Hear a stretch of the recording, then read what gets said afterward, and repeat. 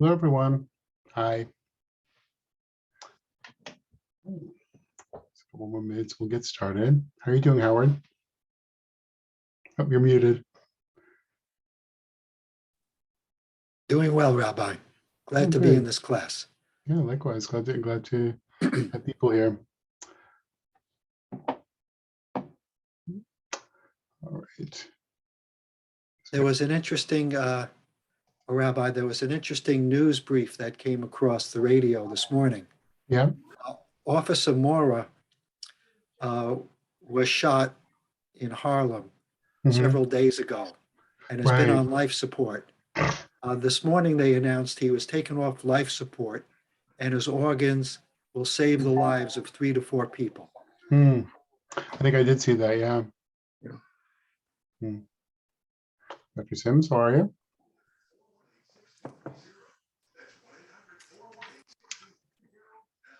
Okay. Let's see, a couple more minutes. Yeah. Oh, hello. Let's hang on a second.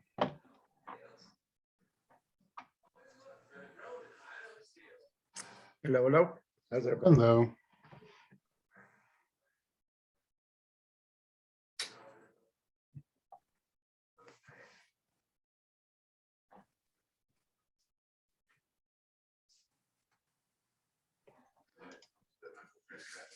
What you've done before today is not my concern.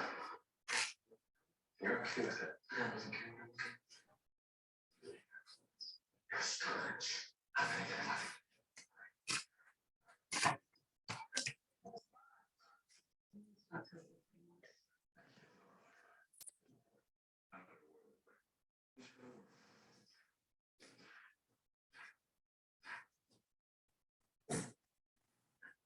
Just got a couple more minutes to get started.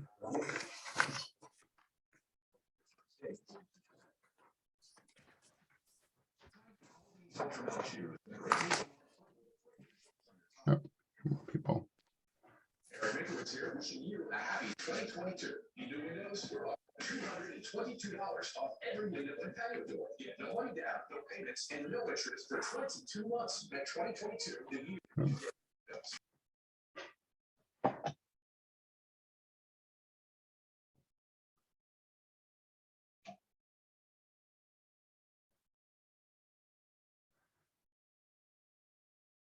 Hello, everyone. Okay, it's 1 o'clock.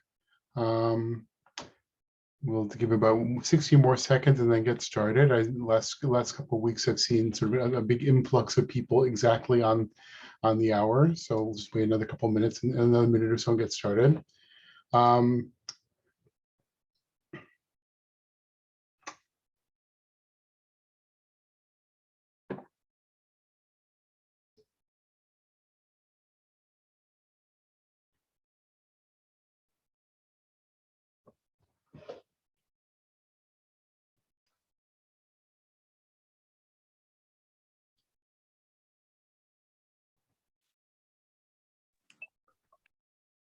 Yeah, welcome. Okay, oh, here, 3 more people.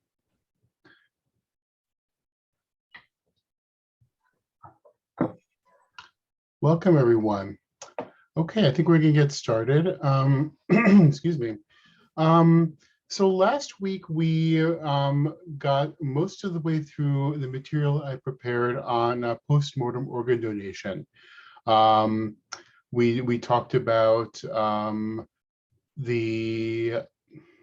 we talked about the normal Jewish law and custom around how you treat the body of someone who's deceased and the way in which Pikuach Nefesh, saving lives, really overrides almost anything in Jewish law because that's how important it is.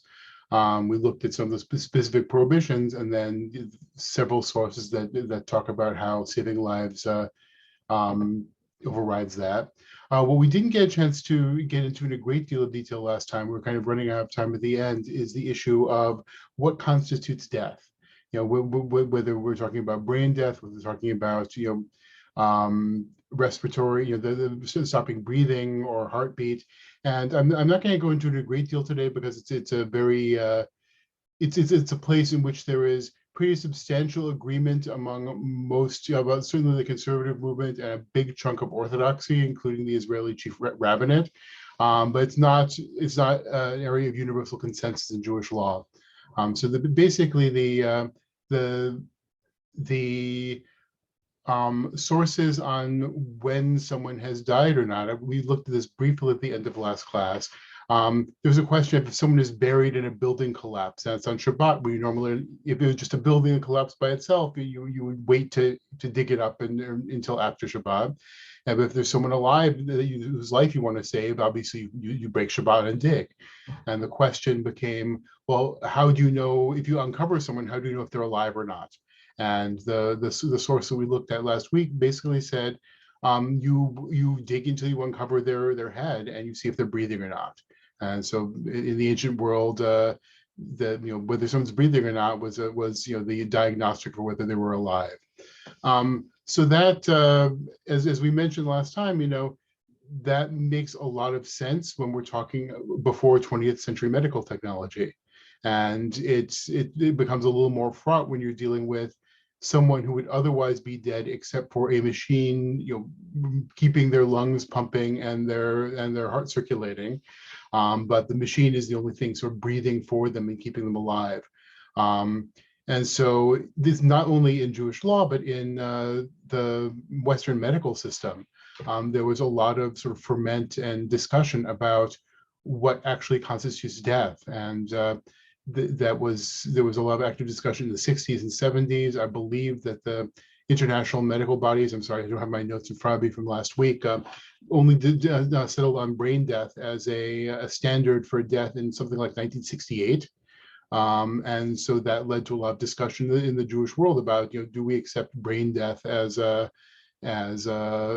or not, if there's still if there someone's on a respirator or someone's on some sort of heart, artificial heart or recirculating devices. More common is just the ventilator.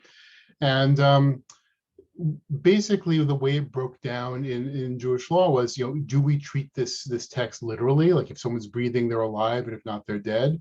Or do we say, if someone has zero brain activity, not just in the cortex, that is a substrate for our thought, but in the brainstem, which is the part of the brain that controls your autonomic nervous system, our breathing and heartbeat and all that. If that has no electrical activity whatsoever, and generally what winds up happening is it starts to decompose. It's not just stopped. It's not it's structurally not able. It's not going to be able to be restarted. Do you treat that as evidence that someone basically wouldn't be breathing except for something breathing for them? And most of the Jewish world has said, yeah.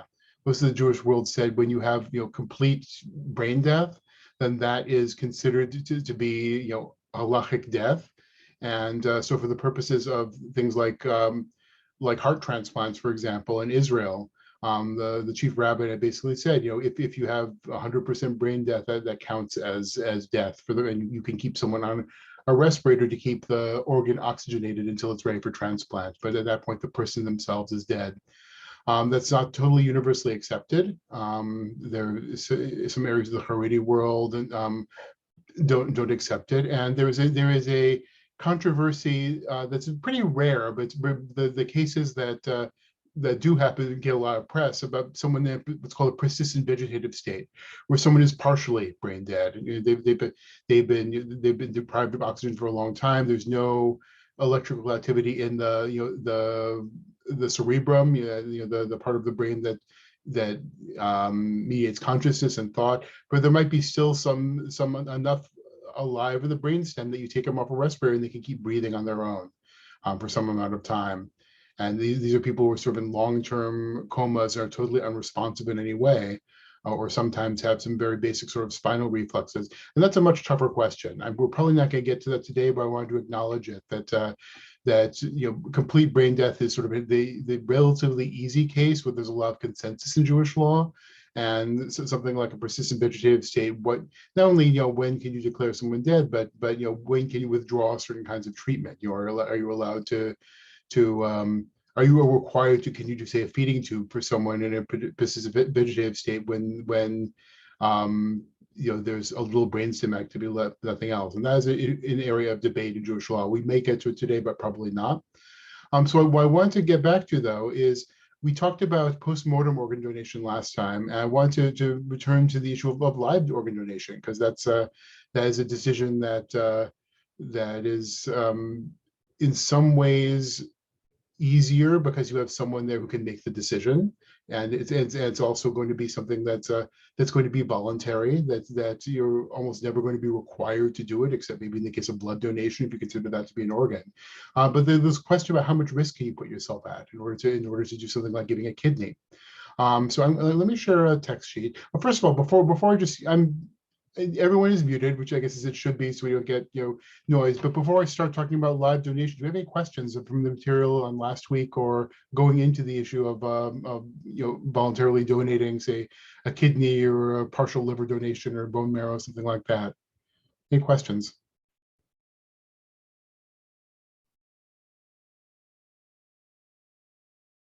Okay. Okay. Let me find my sheet here. Whoops, that's the other one. Let me find the one we're actually doing first. Profile, live organ donation. Put this on half my screen so I can see everyone. And screen share. Okay. So, if anyone would like to read along with this or scroll up and down, let me copy the link. I'll put it into the chat so people can look at this on their own. It'll also go out in email afterwards. Hang on, where's my share screen on this screen? Then my controls will go to the other screen. Here we go. So here is the live organ donation sheet if people would like to look at it or follow along, or scroll independently here. So just like last week, there's some foundational texts about saving lives being an overarching value in Jewish thought. Hang on, let me put the Hebrew back here. So keeping my laws and my rules, asher ya'aseh otam ha'adam v'chai b'hem, that you should keep my rules and live by means of them. So that this is sort of the proof text for almost every law is there in the pursuit of preserving life, and if you need to break almost any of the laws in order to preserve life, you do that because you should live by them, and as the Talmud says, live by them and not die by them. I think we looked at this a little last time about the duty to save life, not just to preserve your own life, but to save someone else's. And the foundational text for this is from Leviticus 19. Lo ta'amod al dam re'echa, don't stand by the blood of your neighbor. And we looked at this, I believe, last week as well. From the Mishnah Torah, they're Talmudic sources, but the Mishnah Torah basically says anyone who can save someone else's life and doesn't do so has broken this commandment of not standing idly by the blood of your neighbor. And there's these are cases like you see someone drowning, or someone being attacked by robbers, or someone being attacked by a wild animal, and you can save them by yourself, or you can mobilize your resources. You can yischo echarim, hire other people to save that person. If they don't do it, they have broken the commandment of not standing idly by the blood of your neighbor.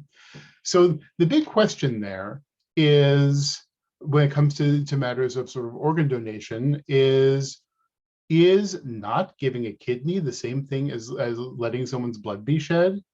Does everyone sort of really have a duty to do whatever they can at all times? Sort of this utilitarian calculus. If I spend my $10 on going to the movies instead of feeding the hungry, is that bloodshed? If I choose to keep my kidney instead of donating it, is that bloodshed?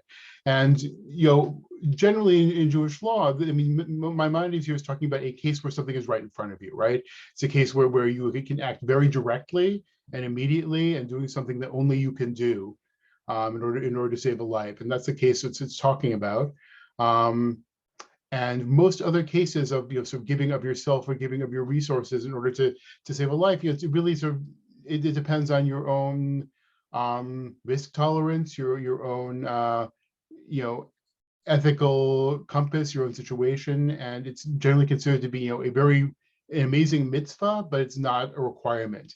No one in Jewish law, I think, is going to tell you everyone should donate a kidney, or else they're standing idly by the blood of their neighbor. So in sort of thinking about risky interventions, when you put yourself at risk to help someone else, if you look at the Mishneh Torah, you might think this is requiring anyone to put themselves at risk. If I'm not a great swimmer, maybe this is telling me I still have to jump in and save someone drowning. Or if there are 10 robbers and just me, am I really required to jump in and save someone? Or a bear versus me? There are questions here about to what extent you have to put yourself at risk. And there's the classic text about weighing one life against another. Comes from a case in the a case from the Talmud. It's actually based on they're discussing a verse about interest. So it says, this is kind of the main discussion in the Talmud right here is about charging interest. And in the course of that discussion, they ask about a verse from Leviticus 25:36, a verse that is Leviticus 25:36. It says, okay,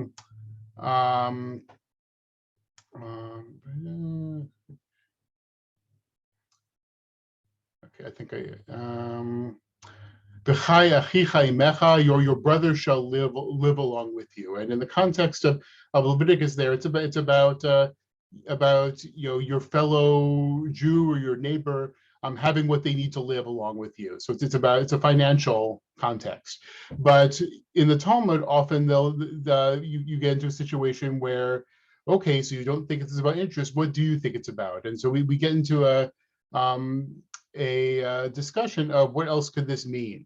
And so Rabbi Yochanan's interpretation of that verse is a situation that's taught in a Baraita, which is a sort of an early Talmudic, Mishnaic teaching, that if two people are walking in the wilderness on a desolate path, it's the desert, there's not much water, and they have one jug of water between the two of them, and there's not enough to keep them both alive. So that if they split the water and both drink, they're both going to die. But if only one of them drinks, then they'll have enough water to reach the edge of the desert, to reach a settled area, and their life will be saved. And there's a dispute in that case. If there's one jug of water, two people, only enough for one to survive, to reach safety, what do you do? And there's a dispute. And there are two different takes on that, unsurprisingly. The first take on that is that it's preferable that both of them drink and both of them die, so that neither of them see the death of the other. So you can't judge between two people because you can't sort of choose between two lives, that no one lives because neither of them has a right to the water, basically. That's one sort of minority opinion in Jewish law. But the Rabbi Akiva says that your brother shall live with you. You read that as saying your brother shall live with you, that if you are the person with the water, sort of the possession is 9/10 of the law there, that you are not required to take the jug that you have and give half of it to someone else so that you both die. And they're not required to either. So in this life or death situation, that the Rabbi Akiva has some sort of acknowledgement that there's no perfect justice in the world, that God willing, we should never be in a situation where there's not enough and both people will die, but you're not required to break the status quo in order to condemn both lives. If one person has enough and another doesn't, that the person who has what they need is allowed to take precedence.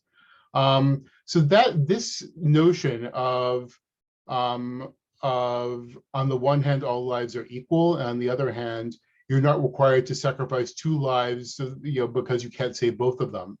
That winds up being then reflected back into what we just looked at, this issue of saving someone, because the rabbis take that and later sort of legal texts say, this also means that you shouldn't, if there's a bear attacking one person, you don't necessarily go and try to save them and get killed too.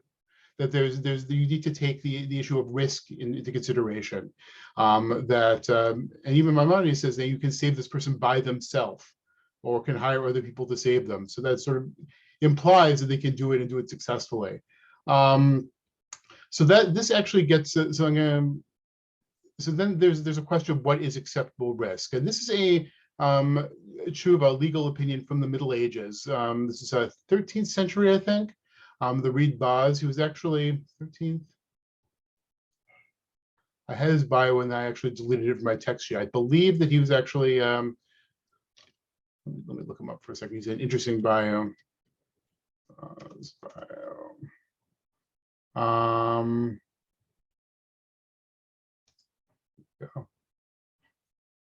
No, that's a different one. Never mind. So he lived around. He lived a little bit later than Maimonides, and I believe that he was expelled from Spain in 1492, actually. So he wound up living in the Mideast after that. But he's writing about Maimonides, and let me actually make this a little bigger. Maybe I can read the Hebrew and the English. No, this doesn't make it wide enough. Great. Okay, here we go. So regarding what Maimonides said right above about being obligated to save someone, who said anyone who's able to rescue needs to do it, or they're spilling blood. He says this refers to someone who can be clearly rescued without the rescuer endangering himself in any way, such as someone who's asleep under an unsteady wall, who the would-be rescuer is able to wake him from his sleep but doesn't do so. So this is something where you can save someone with no risk. Or someone who knows of evidence to exonerate someone from capital punishment but fails to come forward. I was there, I saw that he didn't do it. That person transgresses the prohibition of don't stand idly by the blood of your neighbor, of your brother. So case one, if there's zero risk, absolutely you have to act. And then he says, not only in this case, but even if in saving him, there's a potential small risk of danger, such as the case where he sees him drowning or bandits attacking or wild animals threatening. For there exists all of these cases of risk of danger, he's still obligated to rescue, and even if he can't do it himself, he's not exempt completely, but he's obligated to use his own finances to save the victim. So if it's too dangerous for him to do it alone, you still have to mobilize your resources. Okay, I can't do it, but if I hire these 5 people over here, they can help. But then it says, nonetheless, if the potential risk inclines towards certainty, he's not obligated to sacrifice him to save his fellow. So if it's me against a bear, or if there's something that it's certain or almost certain that's going to be extremely dangerous to intervene, you're not obligated, and that goes back to the whose blood is redder. This is the situation of the bottle of water in the desert. That I'm not obligated to give up half my bottle of water so we both die. I need to have a reasonable chance of being able to succeed here. And similarly, if it's an even risk, he's not obligated to risk his life because of that rule. What did you see to make you think your blood is redder? Maybe the other person's blood is redder. And that's actually quoting a different text, which I forgot to bring. I read it, I did not stick it into the sheet.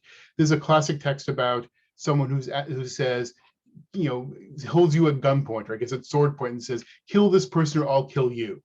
And the Talmud says, you should let yourself be killed, because who's to say your blood is redder? Maybe the other person's blood is redder. Like you don't get to trade one life for another. And you don't have to get to kill someone because to save your own life, at least in terms of active murder. But if the risk isn't even and there's a probability of rescue and you choose not to endanger yourself and don't, then you're in violation of the prohibition. So kind of breaking this down, there's sort of a bunch of different scenarios, and it seems like there's a spectrum, that there's no risk or a little bit of risk, or maybe less than 50% of risk you have to help, or at least spend money to try to help. And if it's 50% or above, you're not required to lend aid. So that winds up being kind of the metric that later legal voices take into account in thinking about things like organ donation, like live organ donation. things like giving a kidney or bone marrow donation, or like donating like a partial liver donation. The liver apparently grows back extremely quickly, so you can donate a piece of your liver to someone who needs a liver transplant, and it grows back in the matter of a few months. So it is possible to save someone's life by giving a portion of your liver. And let's see, I'm gonna, so let's see.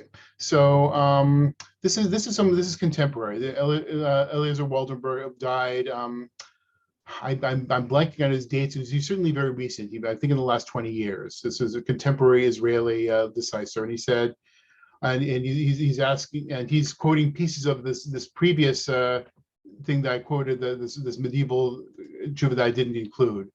But he basically says, when you're thinking about donating a limb or an organ or something like that, that you need to figure out whether it's a pious, commendable act, or act of a foolish saint, as he says. And it depends on the amount of danger. So he says, all limb removals, or actually, I think I translate as organ removals. It's the same word in modern Hebrew. Could be potentially dangerous, but we should not be overly zealous to discourage or forbid one who wishes of his own free will to donate an organ, the loss of which will not cause certain death. And we should say to such a person that the act is not one of a foolish saint, but rather constitutes the highest levels of piety. But if expert says that it entails significant potential danger, the donor would be a pious fool, since their doubtful dangers supersede even the certain danger of the other. So basically, given that, if you are not at medical risk for giving a kidney, if you're otherwise healthy, that it would certainly be, a praiseworthy thing to do. If you're putting yourself in substantial danger through it, like if you have a medical condition, so that you probably wouldn't be accepted as a donor anyway by most Western medical criteria, because they won't accept you as an organ donor if you put yourself at risk. But the principle is that, the riskier it gets, the more the law tilts towards, not only do you not have to do this, but you shouldn't. And if we, finishing up this concept, if you sort of go back to the case of less and less danger, it becomes more and more praiseworthy. And at some certain point, I would argue that blood donation may even get to the point of being verging on mandatory for anyone who can do so healthily. Any of these other situations, whether it's even bone marrow, which involves anesthesia, or certainly major organ donation, they have some substantial amount of medical risk. Not a ton for bone marrow donation, but a fair amount for this is quite safe, but it's not non-zero for kidney or liver lobe. But blood donation is almost entirely risk-free.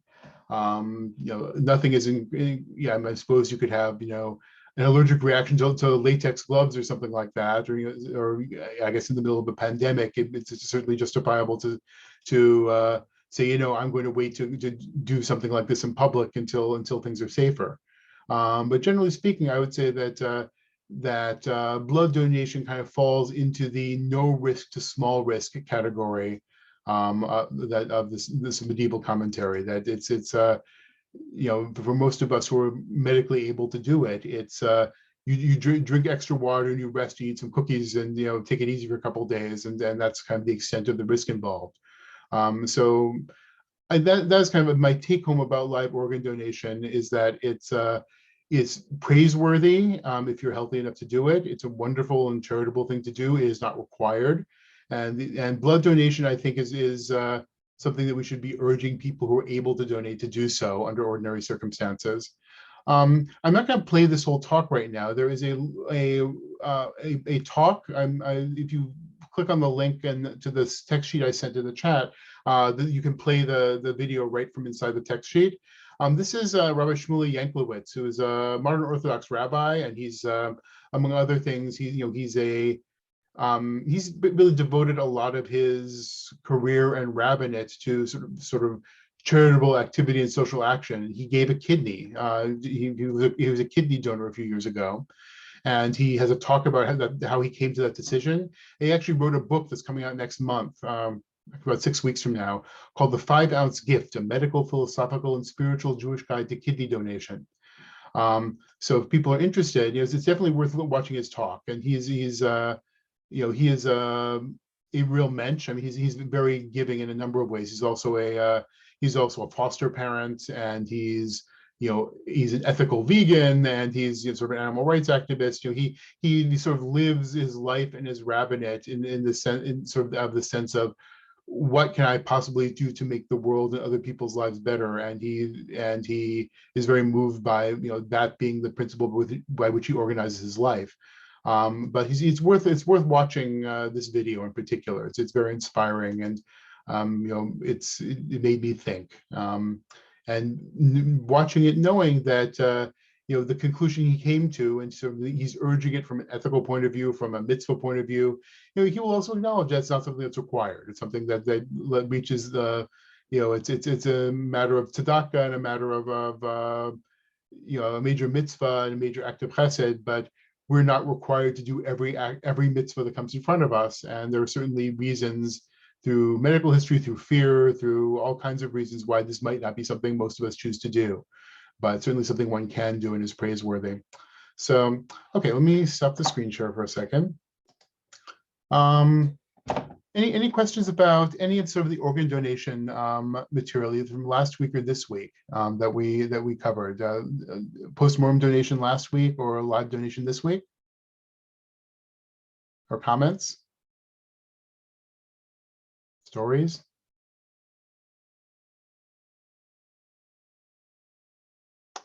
Okay. I have to say on a personal level that having prepared this for the last couple of weeks, it made me conscious it's been a long while since I gave blood. So I'm actually going to, I have to go get labs done for a routine thing next week. I'm gonna wait till after that so they don't think I'm anemic, and I'll probably go schedule a blood donation appointment for the week after. But it's something that's very easy to, even if you're in the habit of doing it during the pandemic, it kind of slipped off the table for me. And this has inspired me to, get back on the wagon, as it were. Can I ask you a quick question? Please. It's Sandy. Unfortunately, I wasn't here last week. Can you Okay. give like a 2-sentence summary about organ donation after you die? Sure. Is that a yes or a no? I will give you. I'll probably be a little more than 2, but I'll also refer you the video from last week was sent out in an email and the text sheet. So if you'd like to look at it in more detail, please do. Right.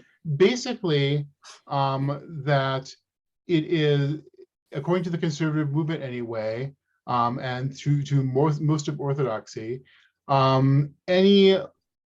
although Jewish law ordinarily says that we leave bodies intact, that we bury people promptly, that we treat the deceased with honor, that all of those, that saving lives supersedes all of those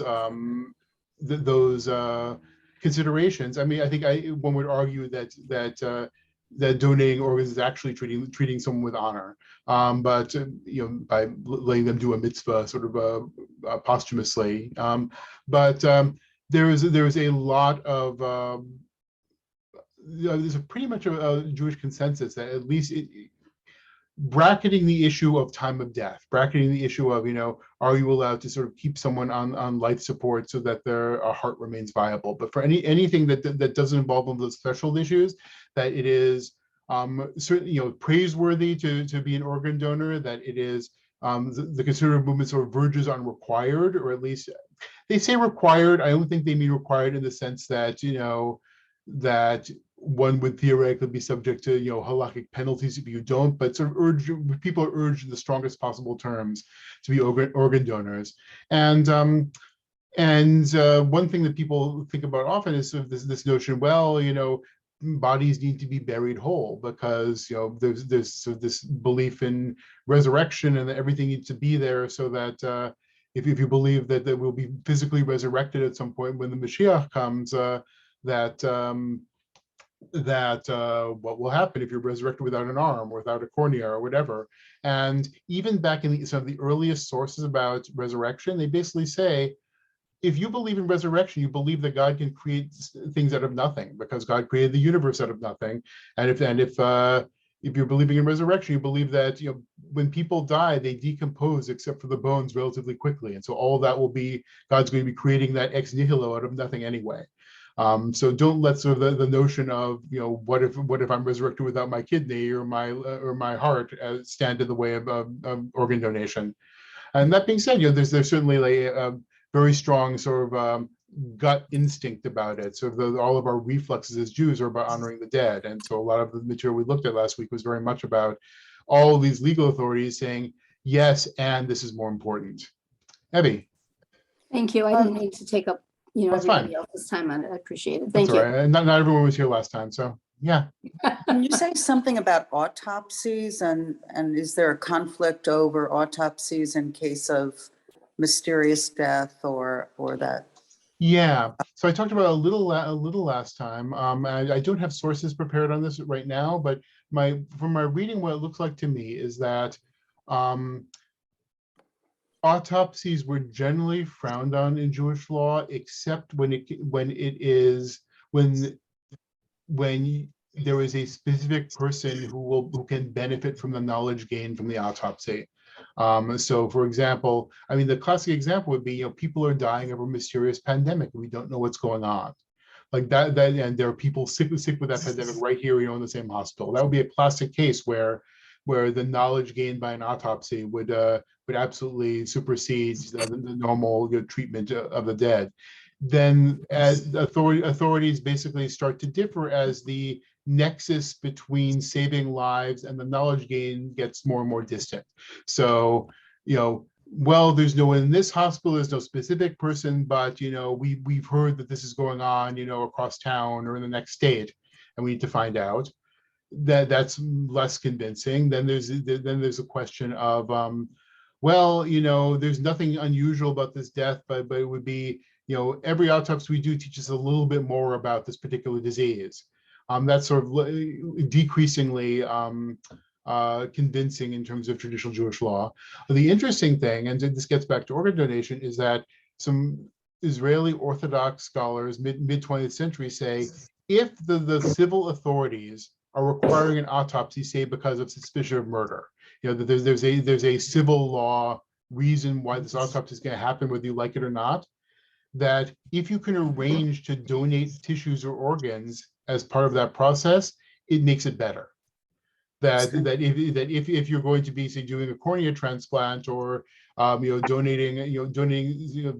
donating some other tissue that's going to be life-saving as part of this process, that in some ways, you know, at least justifies the delay of burial and the disfigurement of the body.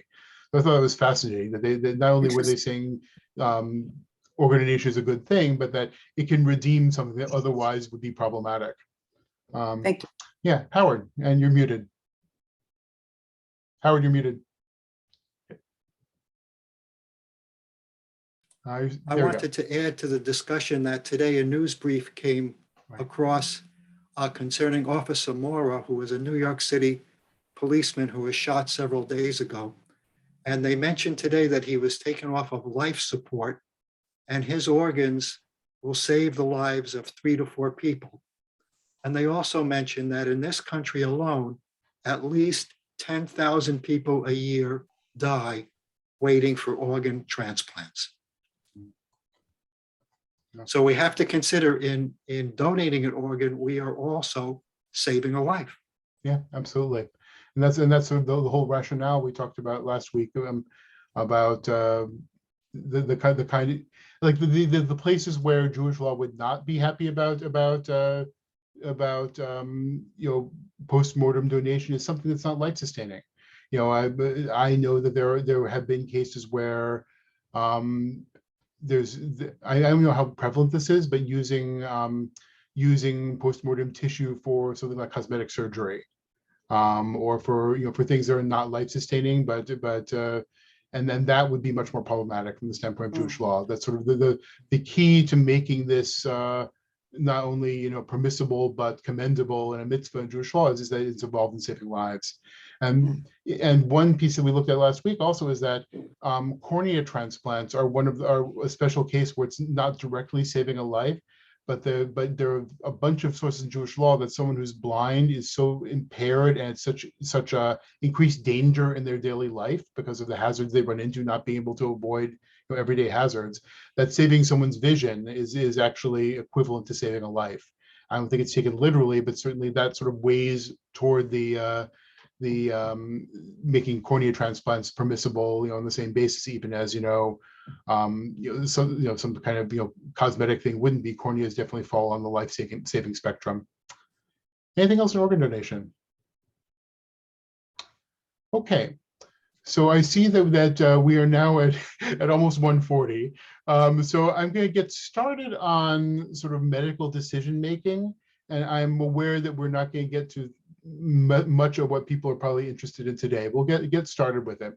So before I start, I have a bunch of material. I'm not entirely sure where to begin. So I'd love to hear what people's questions are, or their live issues around medical decision making, end of life decision making. What are sort of questions that come up that you'd like to hear more about? Or situations Rabbi? you've heard about, or I'm sorry, go ahead. Rabbi, can you hear me? I'm Rose Yeah. David. Hi, Rose. Yes, I hear you. If in the Jewish religion, is it allowable? Is it to keep someone alive by extraordinary means, or should the person say, I'd rather not be, I don't want to be a vegetable. Should the doctors try to keep someone alive under any circumstances? Right. So what I hear you saying is there's sort of two related questions. One is if someone is being kept alive, say through a ventilator or other sorts of heroic measures. First of all, is that allowed? And second of all, is it required? So those are two related questions. Are you even allowed to do it? And if so, are you required to do it? Okay, those are great questions. And that will also get to the question of, well, what does it mean to keep someone alive? Which we touched on, but there's a little more to say about that. Other questions? I hadn't thought about it until you threw out the question, but when my mom, and it's almost, I can't believe how many years it is now, it's 18 years, but anyway, she had multiple myeloma, and she was having very, every time she got a chemo treatment, it was, I think they do it differently now. I don't think she had a very good doctor, but that's a different issue. And it came to a point where they told her that she now had to go on dialysis or she would die of kidney failure. And she said, I've had enough. I'm not going on dialysis. And she chose not to do that. And she died a few weeks later. I thought it was a good decision for her because the cancer was just racking her body. And now, how does that fall into this? I mean, she's making an individual decision. It was her decision. Right. I mean, we supported it, but it was her decision. Right. So yeah, that is definitely a question we could talk about if particularly in the case where someone is terminally ill, that are you required to undergo all possible medical interventions, or are there some you can reject, and what are the circumstances? So the questions about rejecting medical interventions for terminally ill. Okay, that's a great question. And in her case, I mean, she was 89, and death by multiple myeloma can be very painful, was my understanding at the time, because you can take a deep breath and a bone will fracture. Death by kidney failure is much more humane. You just kind of go to sleep, don't wake up, which I think was part of that decision at the time. Yep. Okay. Thank you. Thank you for sharing that. Yes. Rabbi, Yes. Our son, when he was in medical school, he and I had a conversation on a long walk together. And he said that, no, you keep a person alive with whatever means are available to you. Life above everything. Several years ago, as I was getting much, and death isn't as far away as it was when I was, when I was younger. And it was possible that he could be my medical proxy. I said to him, do you still believe that you keep a person alive regardless? And he said, no, of course I don't. And I said, well, but you said, and I told him, and he said, well, that's when I was younger, but now I'm older and I understand things better. And let's hope that many doctors understand things better. And was he basing that on just a medical training or on sort of Jewish ethics, or I'm curious what his original stance was based on? I think it was a combination Mhm. because he is well educated Jewishly, but he was in medical school at the time Right. that we had the conversation. Mhm. Yeah. Okay. So I'm saying a common denominator of sort of heroic intervention, when are you required / allowed to take advantage or forego it? Yeah, Evie. Rabbi Michael, will you be addressing either this week or probably next week how a rabbi helps a family make the quote unquote right decision when it's time to take a person off life support if that person has not indicated beforehand what his or her wish might be? I can talk about it a little bit. Yeah, I mean, there's very little. There are very little blanket solutions to that situation. It's No. very, very contextual. It has to do with everything that's going on, both what one knows the person would have wanted. It's complicated, but I can talk through sort of some of the issues involved. Yeah, but certainly not this Especially week. if members of a family might be divided about Yeah. the decision. Yeah, unfortunately, there are no sort of magic answers to that, but and that may actually be something that we might want to bring Rabbi Neal in to talk about in particular, because he deals with this, reasonably regularly in his capacity as chaplain. So I'm planning to bring him in. He volunteered to come and speak, and I may save that one for him since he has much more sort of on the ground experience with it than I do. Other questions? Thank you. A few years ago, I'm Rose Davidson. Yeah. A few years ago, Rabbi, wasn't there a situation with Diane, someone by the name of Shiloh, who, they were debating whether they should take her off life support or not. Some family members said yes. The name was Shiloh. Do you recall that? I'm not recalling it offhand. I may have read about it at the time. I'm not sure. I'm just not placing it at the moment. Remember? I'm not placing it at the moment. I may have noted about it at the time, but I'm not remembering it right now. But it pertained to this stuff. Oh, Shivo, yes, Terry Shivo. Yeah, that was quite a while ago. That was one of those cases of persistent vegetative state where someone was mostly brain dead, but their brain stem was still working, so they were breathing on their own. Right. So yeah, that's one of the hardest cases. But yes, that was one of the things to know about those cases. Get a lot of press, and they're also apparently very rare. I was reading a piece by Rabbi Elliot Dorff, who's one of the sort of the major experts on Jewish medical ethics in the conservative movement. And at least the piece he wrote in 1990, he was talking to doctors who was consulting with. He said, well, fortunately, he said, well, the doctors, I've seen one case like that in the last 25 years. So it happens, but it gets a lot of press when it happens because it's not all that common. Much more common is when someone needs some kind of, when someone's on a ventilator. That's much more common than when someone's actually breathing on their own, but still sort of in a vegetative state. But yeah, that we might talk about that case, and we'll certainly talk about the situation. Yeah. Anyone else?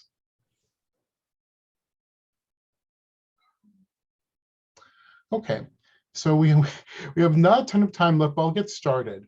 And I think I'm going to let me take a look at my notes here.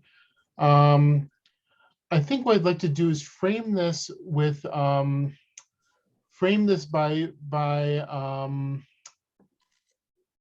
whoops, I guess Sandy, yes. Right, yes, Sandy, you have a great point that there are two different similar situations, one when a patient is making the decision and one when the family has to do it in the absence of knowing what the patient wanted. And those are actually absolutely, there are similar issues involved, but the human implications at stake are different for sure.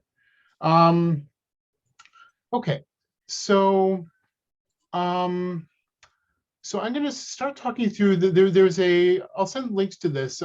There are a lot of very interesting and very long conservative movement resources on end-of-life medical decision-making.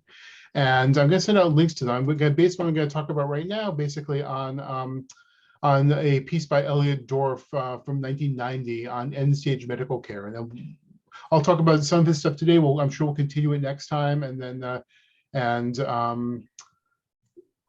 yeah, actually, let me, rather than start with him, I'm going to start with a couple of texty quotes, actually, come to think of it. So let's see, here is. Is next time next week? I Is think, that- let me take a look at the calendar. I was planning on taking a hiatus. I think I can probably do next week, and then we'll see about hiatus. Okay. Yeah, I can do next week. We'll continue next week at 1 again, and then we'll see after that. But we'll definitely extend one more week after this for sure. Okay, what did I just do with my window? Here we go, screen share.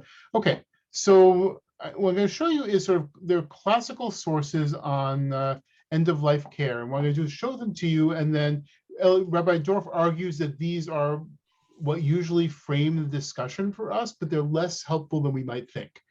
But they're the classic sources that you'll run into. So the big sort of question that comes up in Jewish law about the end of life is the question of hastening death versus removing impediments to death.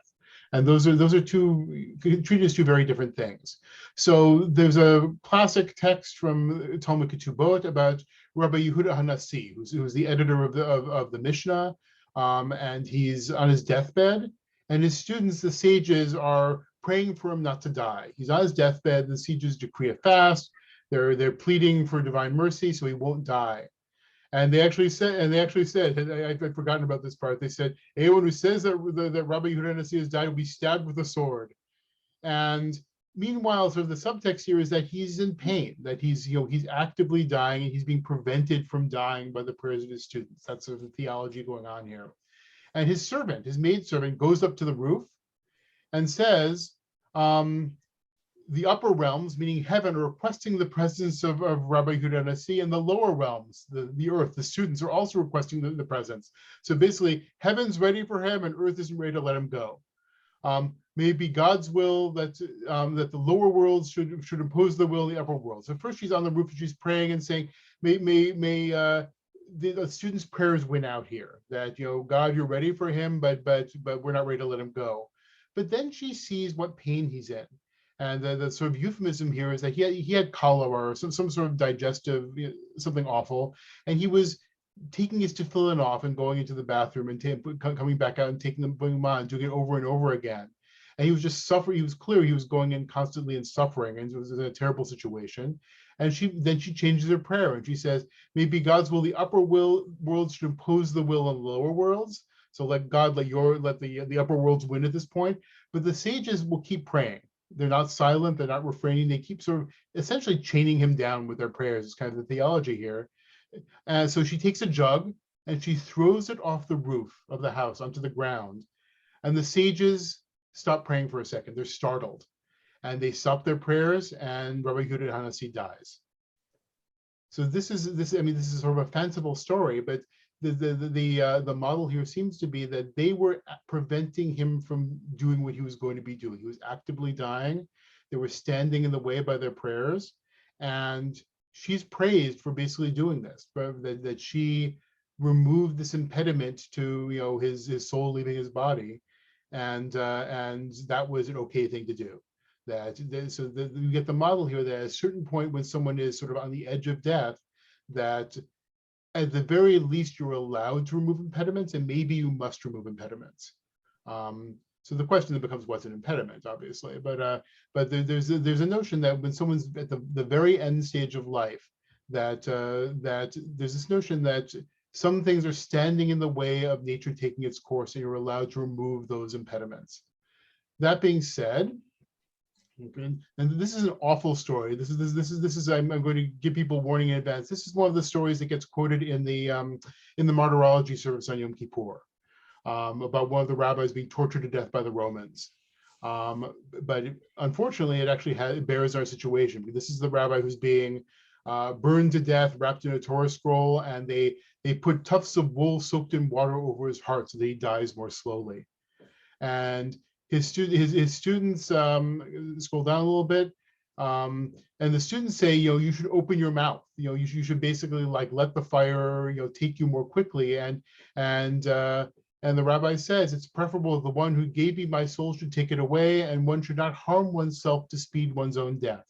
So on the one hand, he's saying, I'm not going to do anything to hasten my own death, even though I'm being tortured to death here. And then the executioner, meanwhile, says, if I build up the fire and take this wool off of your heart so that you die more quickly, will you bring me to the life of the world to come? Will you assure me a place into the world to come? And he says yes. And the executioner makes him swear. He swears, and the executioner does that. He increases the flame. He takes the wool off his heart, and the rabbi dies quickly. And the executioner then actually leaps and falls into the fire and dies. And the Talmud continues in saying basically that the executioner earned his place in the world to come that day. So this is a terrible story, but it also raises the question about what the executioner did. I mean, it seems like the executioner commits suicide here, essentially. And there is a whole question in Jewish law about mostly you are not allowed to commit suicide. There are some cases where you're allowed to. One of them is martyrdom. That if you're doing it like Kiddush Hashem, you're doing it sort of in resistance to idolatry and tyranny and to sanctify God's name, that you're allowed to.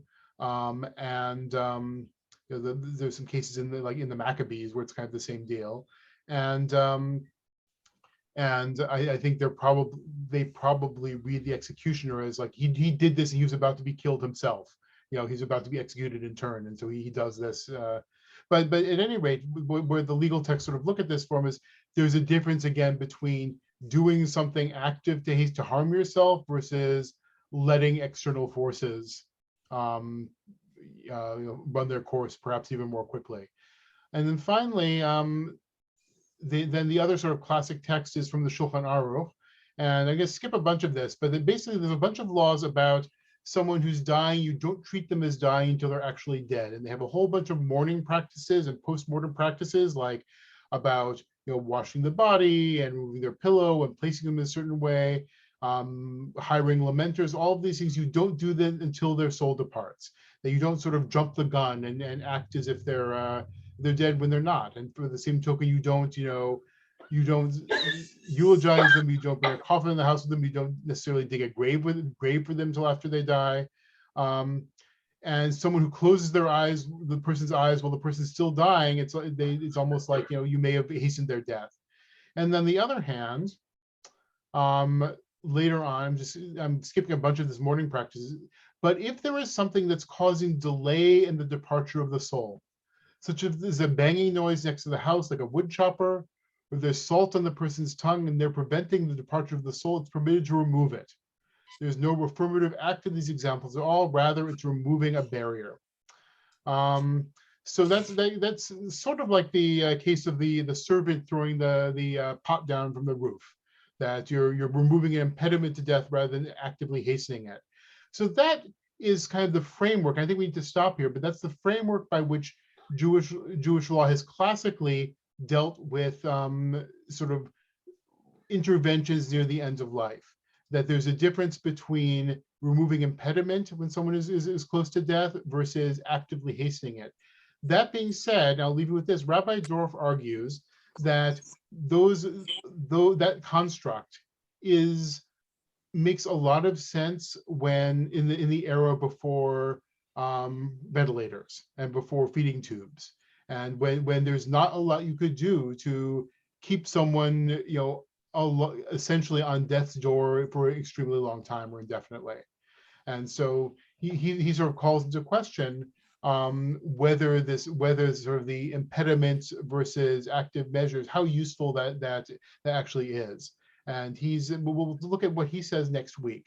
But he is trying to, there's a big major strand of the tradition that certainly says that everything we can possibly do to preserve life is always justified, no matter the human cost, no matter the suffering, no matter anything. And he's arguing that's not necessarily true, that interventions need to happen for the good of the person who is being treated, And especially once someone is in a trajectory that's leading towards death, that the person's good also includes pain relief, it includes their comfort, it includes not subjecting them to treatments that are they're not able to stand. So we'll look at his reasoning on that next week, and some people in sort of the Orthodox world share it, some don't, but there's definitely more here than what the earlier text might lead you to believe. You know, the earlier text read naively said you can't do anything at all that might possibly bring death any closer, and that preserving life at all costs is the only value here. And Jewish tradition, as Rabbi Dorff shows, is those are important principles, but they're not necessarily rules that always can be applied mechanically. That we should always be keeping preservation of life really foremost in our minds, but it's not. There are many cases where there are other values such as alleviating pain that also come into play, and we can't just take one particular principle and elevate it above all the others. So we'll look into that much more detail next time. So same time next week, we'll send out the first piece of the text, the live organ donation resources. I'll send those out by email shortly. Any other questions that you'd like me to bring with us into next week's class? Yes, Rabbi. Yeah. Miriam, here. Yeah. What about prearrangement for funerals, or as is becoming a common Yeah, I can answer pattern? that right now. That's generally fine. I think they were talking in particular about, there was a debate about whether you could even dig a grave outside the person, like not in the person's presence, and that was a matter of debate. Like when someone was dying, could you start digging the grave before they die, even if they never know about it? And the answer was maybe, maybe not. But certainly in terms of prearrangements, I mean, everyone is going to die eventually, and everyone needs to, it owes it to themselves for their own peace of mind and to their families to, to think about not only funeral prearrangement, but getting the financial affairs in order, speaking to the people they need to speak to, making sure that if there are important things they need to say to loved ones, that they have an opportunity to do that. So there's nothing that's like superstitious about don't mention death, don't there is definitely a sense in sort of some texts about don't let someone know that they're critically ill.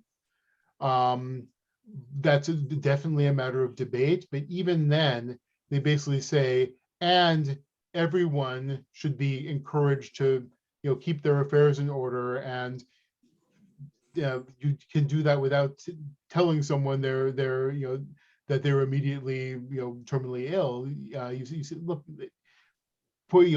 being at peace and being sure that you've provided for your loved ones, and that your affairs are in order, is something everyone can do at any time. You don't have to be terminally ill to do that.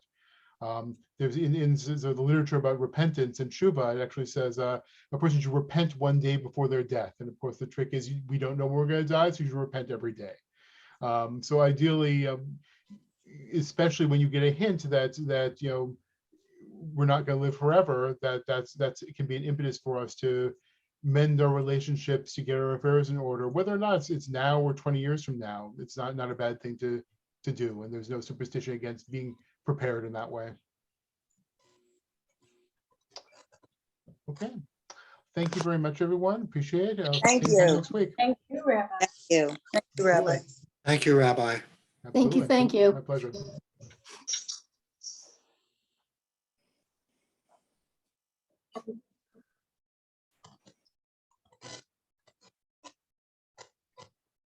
Very informative. Pleasure. I It's don't know. actually nice.